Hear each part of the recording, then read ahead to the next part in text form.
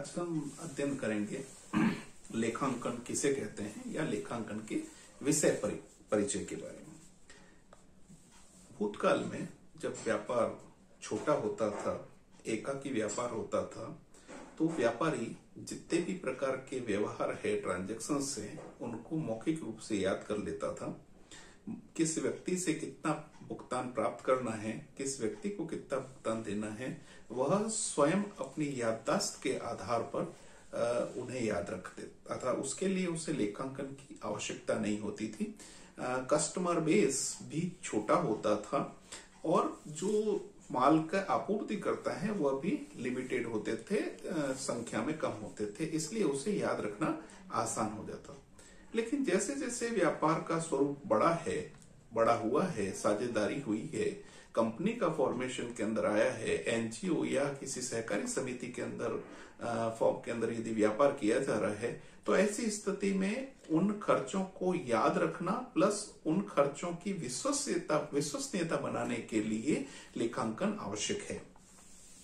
ऐसे व्यापार, ऐसे व्यवहार, ऐसे ऑर्गेनाइजेशन जहां पर सैकड़ों हजारों व्यावसायिक लेन देन दिन प्रतिदिन होते रहते हैं, इन लेन देन के ब्यौरों को याद रखकर व्यावसायिक उपक्रम का संचालन करना अत्यंत असंभव कार्य हो जाता है। अतः इन लेन देनों को एक निश्चित क्रम में और अपडेटेड यानी अद्यतन लेखांकन करना आवश्यक होता है।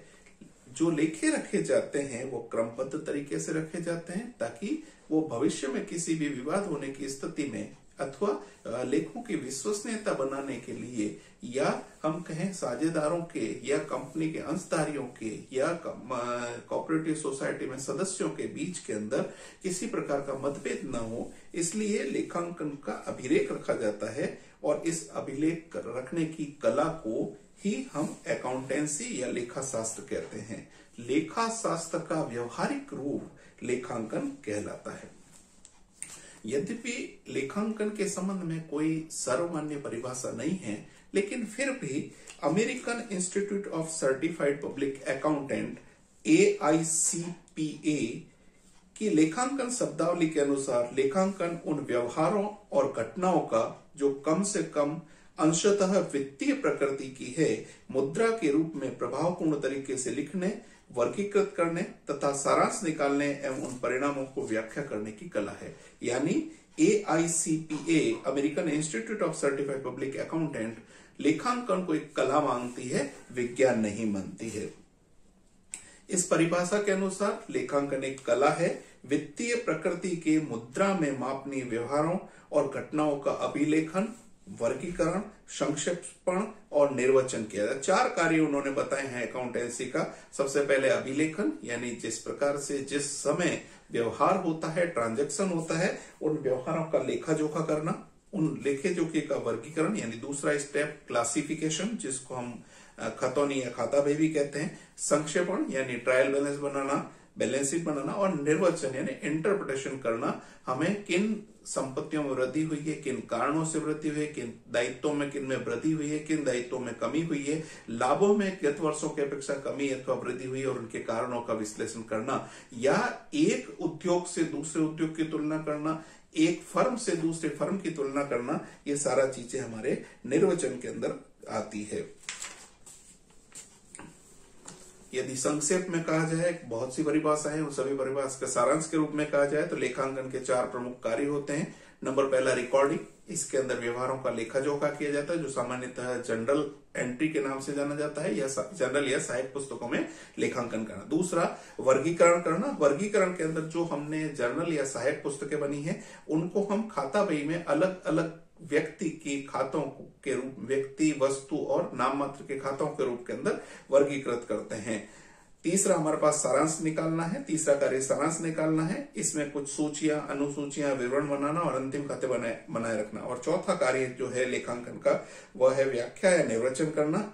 इसमें वित्तीय समंकों की इस प्रकार व्याख्या की जाती है कि इनके उपयोगकर्ता को व्यापार की वित्तीय स्थिति और लाभदायकतापूर्ण की अर्थपूर्ण जानकारी प्राप्त हो सकती है। लेखांकन सूचना किस किस के लिए उपयोगी होती है, तो हम 2 भागों में बांटते हैं, आंतरिक उपयोगकर्ता और बाह्य उपयोगकर्ता।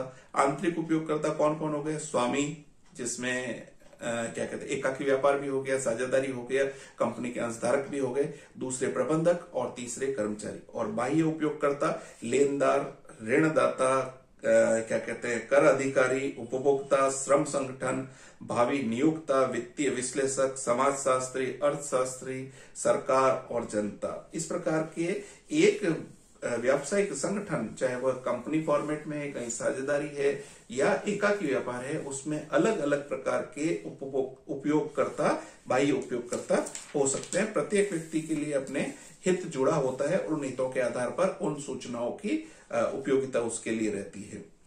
लेखांकन की शाखाएं या उपक्षेत्र बात करें तो लेखांकन के अंदर एक क्षेत्र विस्तृत है लेखांकन का। इसमें वित्तीय लेखांकन जो उसका मुख्य भाग होता है, वित्तीय लेखांकन, लागत लेखांकन, प्रबंधकीय लेखांकन, मुद्रा प्रसार लेखांकन, सामाजिक उत्तरदायित्व लेखांकन, मूल्यवर्धन लेखांकन, मानव संसाधन लेखांकन, सेगमेंट या खंड लेखांकन और एनवायरमेंटल अकाउंटिंग या पर्यावरण अध्ययन। ये जो पर्यावरण अध्ययन लेखांकन है, मानव संसाधन लेखांकन है, सामाजिक उत्तरदायित्व लेखांकन है, वैल्यू एडेड लेखांकन, ये नई शाखाएं हैं और इनके बारे में नई नई जानकारियां आगे प्राप्त हो रही है। मुख्यतः जो हम ट्रेडिशनल रूप से देखा जाए तो लेखांकन में वित्तीय लेखांकन, लागत लेखांकन, प्रबंध लेखांकन, ये मुख्य लेखांकन के भाग या उपक्षेत्र होते हैं। लेखांकन की जो प्रक्रिया होती है उस प्रक्रिया के 4 चरण होते हैं। पहला चरण जो हमारे पास लेखांकन के कार्य है वही लेखांकन के चरण होते हैं। इसको हम आधा प्रदा या इनपुट आउटपुट सिस्टम भी कहते हैं। प्रथम चरण में लेखा पुस्तकें बनाई जाती है जिसे हम पुस्त पालन के नाम से जाना जाता है। द्वितीय प्रक्रिया वर्गीकरण की होती है जिसे हम खातावाही के नाम से जानते हैं। तृतीय चरण समराइजेशन का होता है जिसमें trial balance, profit and loss account, balance sheets होती है। और चतुर्थ चरण होता है जिसके अंदर हम निर्वचन करते हैं या जिसको निर्गत के रूप के अंदर जाना जाता है। लेखांकन प्रक्रिया के प्रथम 2 चरण अर्थात प्रारंभिक पुस्तकों का लेखांकन, अभिलेखन तथा खाता में खतौती करने को पुस्तपालन कहा जाता है तथा बाद की जो क्रियाएं तलपट बनाना, अंतिम खाते बनाना, प्रस्तुतिकरण, विश्लेषण, निर्वचन आदि अकाउंटिंग कहते हैं। इस प्रकार ये कहा जाता है कि जहां पुस्तपालन समाप्त होता है वहां लेखांकन का कार्य प्रारंभ होता है। अब जो मुख्य एक बात आती है प्रकटीकरण, disclosure of financial statement. Disclosure मतलब होता है दूसरों को दिखाना। व्यापार का स्वामी है, व्यापार का प्रबंधक है, व्यापार का कर्मचारी जो इंटरनल पार्ट है। कर्मचारी को भी यदि नहीं देखे तो कर्मचारी जहां लाभ में सम्मिलित है या लाभ का भागीदार है वहां पे तो वो देखेगा ही। अदरवाइज जो दूसरे लोग हैं जिन लोगों का व्यापार में हित है, चाहे उन्होंने व्यापार को उधार माल दे रखा है, चाहे व्यापार के अंशों में विनियोग कर रखा है, चाहे व्यापार के ऋण पत्रों में विनियोग कर रखा है, या जो सरकारी अधिकारी है उनको पता होना चाहिए कितनी आपने आय कमाई है, उसके ऊपर कितना कर लगाना है। तो इन सभी को दिखाना होता है व्यापार की वास्तविक स्थिति क्या है। इसको हम संक्षेप में एक शब्द यूज करते हैं, disclosure in financial statement. Disclosure 2 प्रकार के होते हैं, एक वैधानिक डिस्क्लोजर या स्टैट्यूटरी डिस्क्लोजर और दूसरा ऐच्छिक प्रकटीकरण यानी वॉलेंटरी डिस्क्लोजर। वैधानिक प्रकटीकरण का मतलब जहां कंपनी अधिनियम या और किसी अधिनियम, आयकर अधिनियम, कंपनी अधिनियम इत्यादि के अंतर्गत हमें कुछ चीज अनिवार्य रूप से दिखानी होती है, आवश्यक, वह हमारे पास वैधानिक क्या कहते हैं प्रकटीकरण कहलाता है। और जहां व्यापार का स्वामी व्यापार की अपनी स्वयं की इच्छा से या व्यापार की परिपाटी के आधार पर कोई चीज का डिस्क्लोजर या दिखाता है, दैट इज कॉल्ड, या जिसको हम ऐच्छिक प्रकटीकरण के नाम से करते हैं। तो प्रकटीकरण में क्या क्या सम्मिलित होता है? नंबर 1 चिट्ठा या बैलेंस शीट। चिट्ठे को हम 2 पक्ष में बांटते हैं, संपत्ति पक्ष और दायित्व पक्ष। संपत्ति पक्ष को हम 4 भागों में बांटते हैं। वित्तीय संपत्ति जिसके अंदर हम पुस्तकीय ऋण, प्राप्य बिल, विनियोग, बैंक शेष, नगद शेष आदि लेते हैं।